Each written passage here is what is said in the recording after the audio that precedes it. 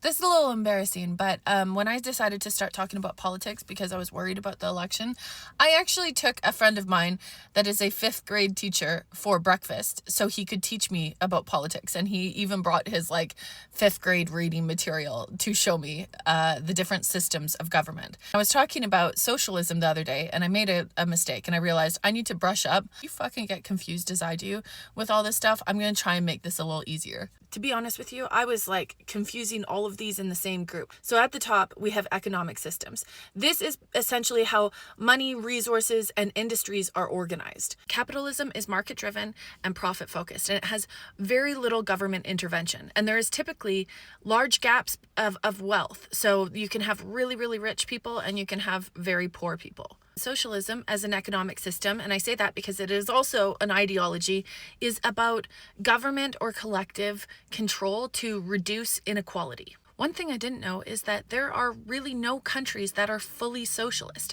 and Canada has a bit of socialism as well. So when we look at healthcare, right, that is paid for by taxes and that has government control, and it reduces inequality in healthcare. And that would be called a mixed economy. And Canada is actually a really good example of a mixed economy. It is both capitalist and has socialist sectors. Communism is basically extreme socialism, where it is full government control. Nobody owns any property, nobody owns any land. It is all government controlled.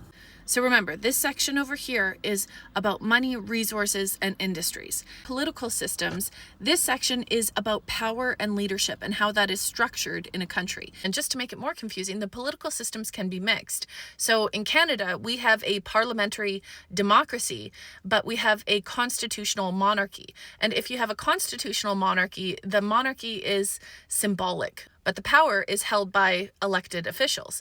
If you have an absolute monarchy, like in Saudi Arabia, they have complete control. Finally, we have ideologies. These are a belief system on how the world should work. They describe people's beliefs on freedom, fairness, and the role of government. For example, socialism as an ideology supports economic equality, but whether it becomes law or policy depends on the political system. And then there's overlaps where libertarianism will pair with capitalism or anarchism and reject government entirely. So a country is not just one thing. Canada is a constitutional monarchy with a parliamentary democracy with a mixed socialist and capitalist economic system shaped largely by liberal, progressive, and social democratic ideologies. That is a lot, and I don't know if I'll remember it, but if I made any mistakes, which I probably did, feel free to just tear me apart.